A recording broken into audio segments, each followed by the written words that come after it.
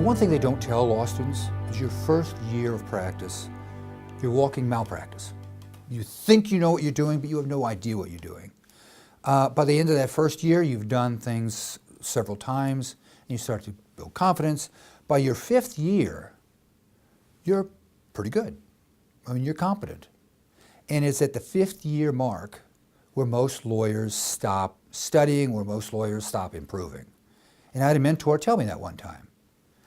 Now fast forward to Malcolm Gladwell's book, Outliers, where the concept is you need 10,000 hours to be good at anything. Translated, that's about 25 years of practice. And I've told several young lawyers this, and they're like, oh, 25 years.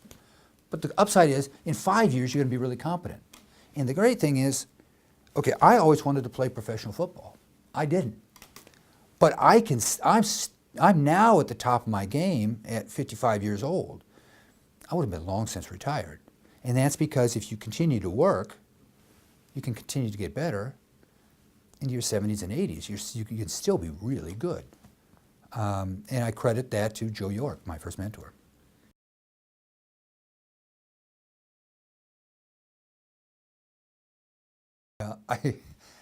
To ask me if I remember my first trial is asking, like, do I remember my first kiss? Of course you remember your first trial. It was the most thrilling and still at the same time frightening things I've ever done, because you don't know. I mean, for instance, you don't know, you're not really sure how to walk up to the podium and say good morning to the jury. You've never done it before. You don't know how to get, when you're in voir dire and you're picking the jury, how do you get back to counsel table before you have to exercise challenges? Little things like that you don't think of, that it causes great stress. And part of it is you just have to get through it a number of times, so you're comfortable that you do know how to do that. Because you have that stress plus the stress of, am I going to win? Am I going to lose? Am I asking the right questions? Long-winded answer to, yes, I remember it vividly. I coped with the stress of it by over-preparing. You know, just covering every possible angle I could cover, and then a bunch of stuff didn't happen that I thought would happen, and some things that I didn't think would happen, happened. So no matter how much you prepare, something is going to change.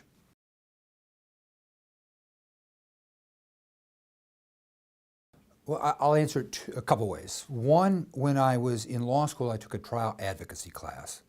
And as part of the class, you had to do lay foundations. And I was reading, at that time, the CLE guru was Irving Younger. And I read an Irving Younger book where he talked about you should do checklists. Like pilots do checklists, you should do a checklist. So I thought, I'll do a checklist. For each foundation, I'll do a checklist. And I started it, and I did a 3-ring binder, which I brought a prop, because this I've done, and I've continued to use it over the last 30 years. So every evidence issue I ever have, I put in my binder, and I then expand it, and it's a lot more sophisticated than it was in law school. But every potential evidence issue that I could come up against, I try to put it in the binder so I can take it with me to trial. Basically, from the time of the final status conference until a jury comes back with their verdict, I try to, if I've done research on it, put it in here.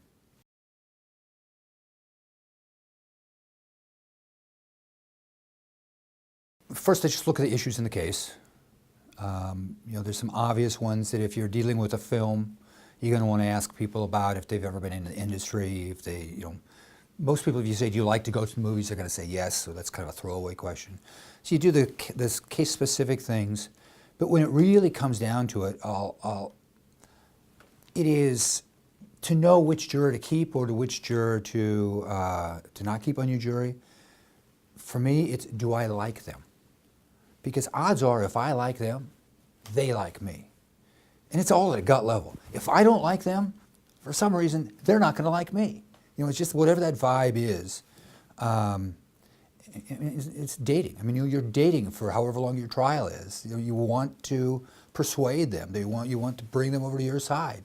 So that's kind of the mindset I bring to it.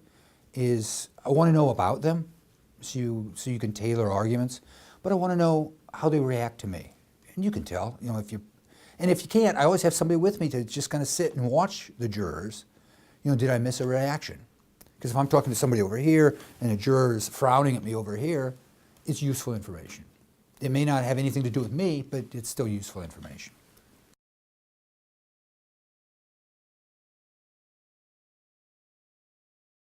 It's going to sound trite, but just be who you are. It is when you try to be something you're not, they can see through it. And I was a juror on a 3-week trial 10 years ago, and I tried to get out of jury duty. The judge asked, does anybody have any conflicts? And I raised my hand. I was supposed to be in New York the following week, but the judge kept me on. And I knew the judge. I was president of the Santa Monica Bar a couple years earlier, and she knew me, and I knew her. She never did say why she kept me on, but she kept me on the jury. But it was fascinating. I'm glad I stayed on the jury because I realized at one of the 12 jurors, and you generally have 14 because you have a couple of alternates, or 3 alternates depending on how long the trial is, somebody is always watching you. And if you're not, if you're yelling at somebody or you're trying to be nice in front of them, but you're just not a nice person, they're going to see through it.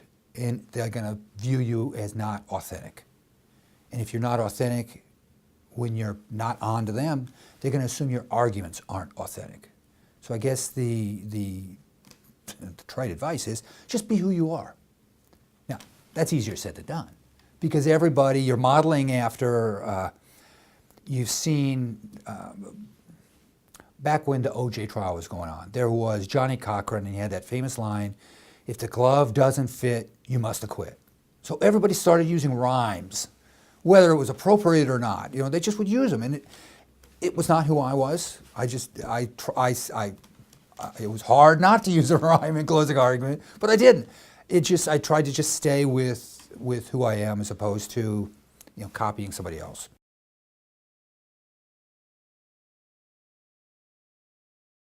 But I remember this was my first mentor when I was in law school.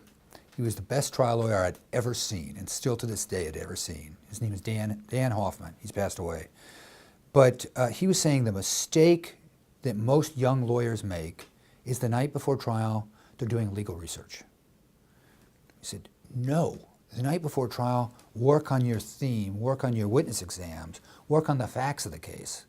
Because the law is not going to change, and the judge is going to help you out if you're a young lawyer and you're really there on your first trial and you're really unsupported.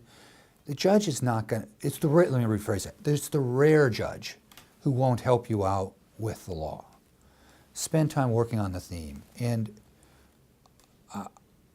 because I think if you can come up with a theme that explains your facts and also encompasses your bad facts, because every case has them.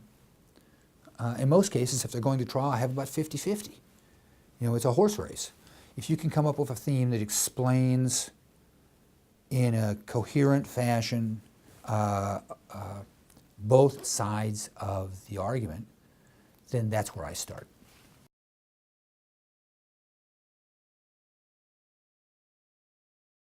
So a month before trial, I'm giving thought to what exhibits do I need? Because that's going to lead to what questions you're going to ask, coupled with what witnesses do I need.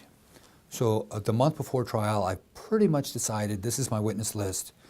These are the exhibits I'm going to use. Because that then leads to development of the theme, because you can identify then what you know the other side. And I always go through the process of, at the same time, about a month before trial, identifying my 10 best documents and the other side's 10 best. Because they're going to use them. If they're their 10 best, they're going to use them. You better be prepared to have arguments and questions about them. So that'll be about 30 days out. A week before trial, I'm focusing more on the witness exams, drafting the opening, and the opening morphs into the close, generally. I tell the same story in the opening as I tell in the close. It's just more interesting to listen to in the close because you can use things that you can't use in the opening, and you can argue in the close, and evidence changes, what comes in, what doesn't. The day before the trial is making sure I have a trial kit that I have for each trial. I mean, I always use a computer, so I have a portable printer, I have a portable scanner, I have big magic markers. I always bring my own. I never rely on the court having anything. And I've developed a checklist of all the things you want to bring, so I go through to make sure that's together. I mean, down to as simple as a spare shirt to have in your car, because at some point you're going to spill something on yourself. I mean, it just happens, you know. And I know that because I spilled coffee on myself one lunchtime, and then you have a spot. If you don't have a spare shirt, you have a spot. So that is the day before, is getting the logistical things ready, because it's much like an examination. If you really aren't ready the day before, you're not going to be ready, because there's too much work that has to be done that you're not going to get it in the last day. The hour before trial, I mean, if I'm sitting there and I'm waiting, and what typically happens is you show up in the courtroom where your trial is supposed to start, and the judge will have law and motion matters first. So you're sitting around for an hour listening to other law and motion things. I would just review my opening argument, my general theme. So if something comes up that I haven't thought through, at least I can put it under that umbrella.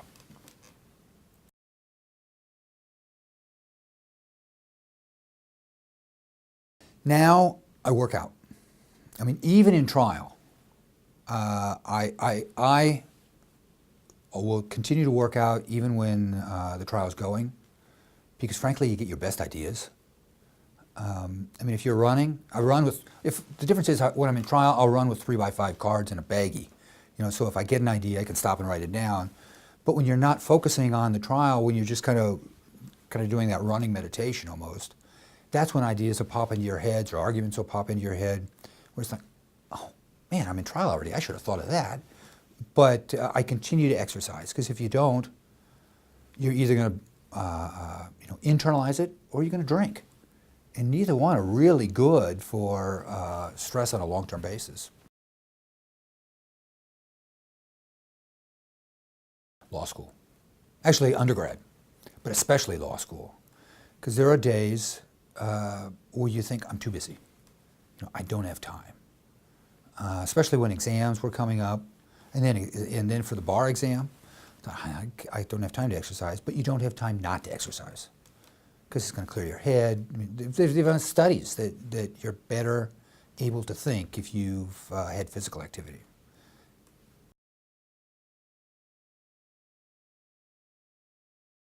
I stumbled upon something that's been around for centuries, but I stumbled upon it 9 months ago: yoga.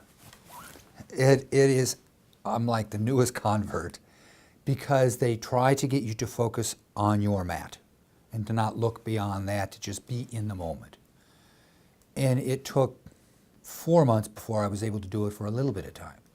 But the more you practice it, the more it helps you be in the moment, and to get rid of those outside stressors that are always free-floating in your head. It's like, oh, I got to do this, I got to do this. But to just try to be in the moment. So if I could go back, the one physical thing I would do is I would start yoga as a young person and stay with it, because it's great for your focus.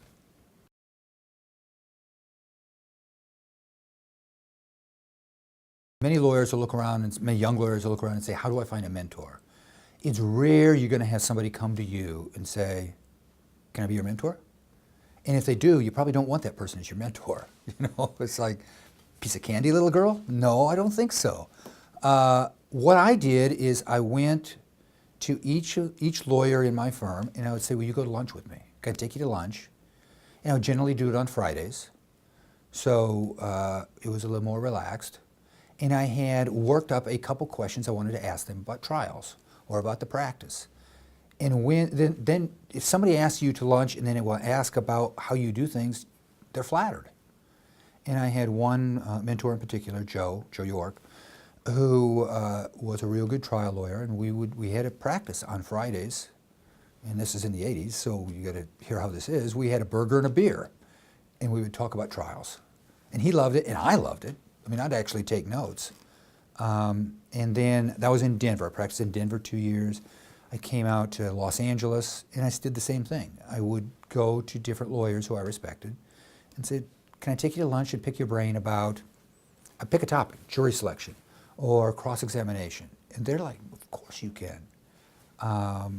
So I kind of picked my mentor by issue. And then if somebody wants to step in and help you, that you feel comfortable with, then fantastic. But you don't necessarily have to do that and still get the same benefit.